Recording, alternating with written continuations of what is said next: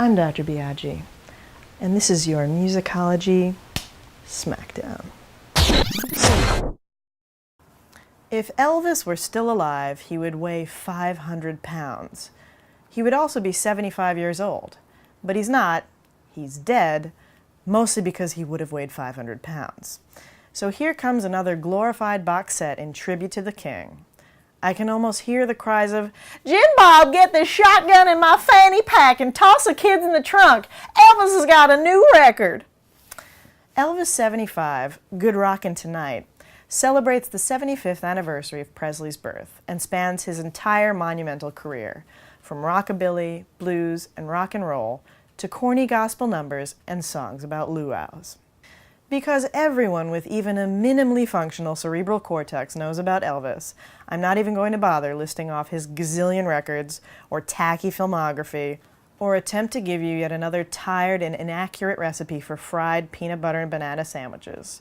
Any Southern housewife worth her grits will tell you that the key ingredients are bacon grease and ground Valium.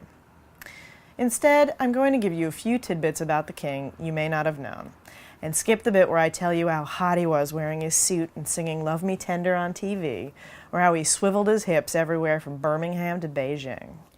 Elvis was born in Tupelo, Mississippi, a descendant of Abraham Lincoln and a distant cousin of Jimmy Carter. He is also part Cherokee. Throw in a possible connection to Gloria Steinem and at least one apostle, and it's very likely he's related to Barack Obama as well. One of Elvis's first recorded songs was a birthday present for his mom, for whom he recorded the track, "That's When Your Heartaches Begin," a none too subtle reference to Mrs. Elvis's burgeoning foray into menopause.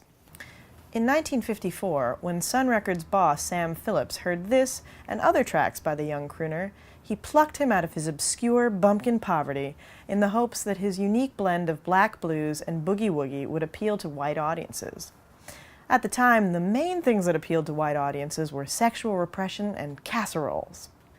By 1956, Elvis was a huge phenomenon, with hits like That's All Right, Hound Dog, and Don't Be Cruel. A year later, Elvis's name was called up in the draft. He served at a German army base for a year and a half, at the height of his career. Can you imagine if Kanye West were scuttled into the military when he could have been making mediocre young singers cry during award ceremonies? I mean, we can dream, but it would never happen. Life is so unfair. In the early 60s, Elvis came back with a voice as magical as ever, and he thought so too, having become addicted to amphetamines in the army. He had hits with It's Now or Never and Are You Lonesome Tonight, as well as a slew of terrible, cheesy films. Once called a pantheon of bad taste, Elvis movies were unilaterally dismissed by critics, who thought the scripts were bad and the songs were worse. Nevertheless, the films were insanely popular. As Elvis's popularity grew to obscene new heights, so did his image, as well as his waistline. By the end of his life, with a glittery, tacky Vegas show, a drug habit, and a totally distorted appearance, Elvis had become a grotesque caricature of his former self. And we wonder why his daughter married Michael Jackson. Creepy daddy complexes aside, Elvis was the shit before the shit was the shit. So this is Dr. Biaggi telling you it's 1 for the money, 2 for the show, and if you know what's good for you, you'll turn it the hell up.